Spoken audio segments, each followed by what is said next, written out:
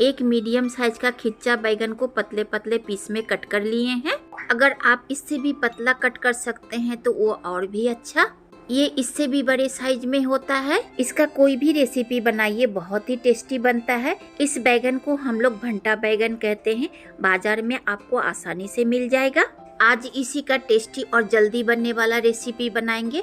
आप सभी से निवेदन है, वीडियो को स्किप किए बगैर पूरा देखें। पसंद आए तो लाइक करना ना भूले। Welcome to Paul's recipe. Paul's recipe में मैं मंजू।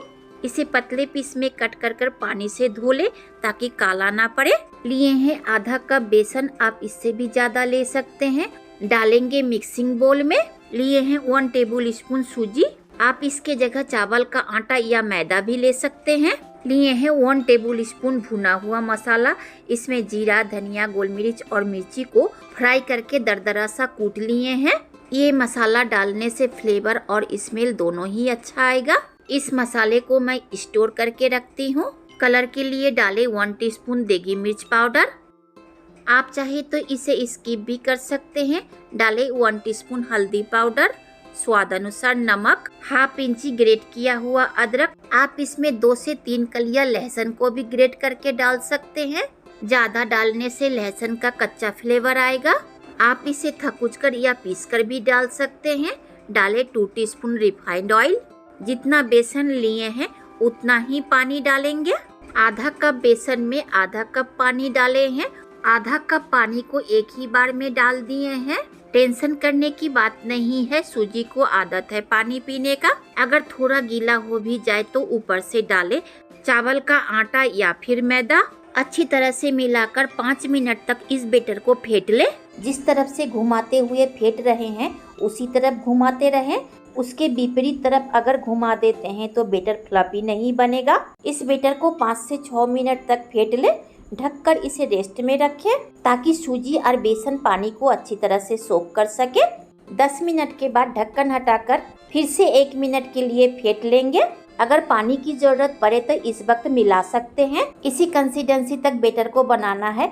थोड़ा भी पानी डालेंगे तो पतला हो जाएगा। डालेंगे 1/4 टीस्पून बेकिंग सोडा या मीठा सोडा।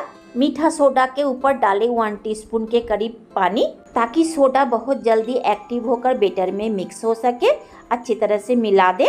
बेसन के बैटर में सोडा डालकर पकाते हैं तो जो भी कुछ बनाइए बहुत ज्यादा वक्त तक क्रिस्पी रहेगा। लो टू मीडियम फ्लेम में तेल को 30% तक गर्म कर लिए हैं। बैगन को बेसन के बैटर में डीप करके इस तरह से कुछ देर रखें ताकि बैगन में लगा हुआ एक्स्ट्रा बैटर फिर से मिक्सिंग बोल में चला जाए। डाले गरम किया हुआ रिफाइंड ऑयल में।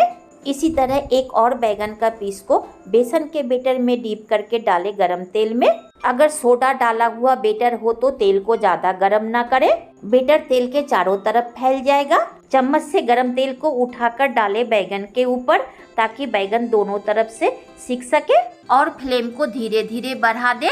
अगर इस तरह से बैगन के ऊपर गरम तेल डालते हैं तो बैगन को पलटने वक्त ऊपर का लेयर टूटेगा नहीं और बैगन तेल को पी नहीं सकेगा और क्रिस्पी भी बहुत अच्छी तरह से होगा। चलाते हुए दोनों तरफ से अलट पलट कर गोल्डन ब्राउन होने तक फ्राई कर ले। सोडा डाला हुआ बैटर को फ्राई करने में ज्यादा वक्त नहीं लगता है। दोनों तरफ से इसे 2 मिनट तक फ्राई कर लिए हैं। देखिए गोल्डन ब्राउन होने तक फ्राई किए हैं और क्रिस्पी भी हुआ है। तेल को झराकर निकाल ले। देखिए बैगनी फूला है अच्छी तरह से। बनकर तैयार है बैगनी रेसिपी। इसी तरह और बैगनी को फ्राई कर लेंगे। अगर बेसन का बैटर इस तरह से बनाते हैं तो खुले में ही आपका बैगनी 2 से 3 घंटा तक क्रिस्पी बना रहेगा। बैगनी को फ्राई कर लिए हैं, इसका प्लेटिंग कर लेंगे। देखकर पता चल ही रहा होगा बैगनी कितना क्रिस्पी बना है। इसे आप चावल, फ्राइड राइस, पुलाव के साथ खा सकते हैं या फिर शाम के चाय या सॉस के साथ खा सकते हैं। हम लोग इसे ज्यादातर चावल के साथ खाते हैं। एक बैगनी को तोड़कर दिखाते हैं। देखिए ऊपर का लेयर कितना क्रिस्पी हुआ है और अंदर का बैगन भी अच्छी तरह से सीधा है। अगर ज्यादा क्रिस्पी हुआ होगा तोड़ते ही टूट जाएगा। अगर बेसन में सूजी या चावल का गुड़ा या फिर मैदा डालकर बैटर बनाते हैं तो जो भी बनाइए ज्यादा वक्त तक क्रिस्पी रहेगा।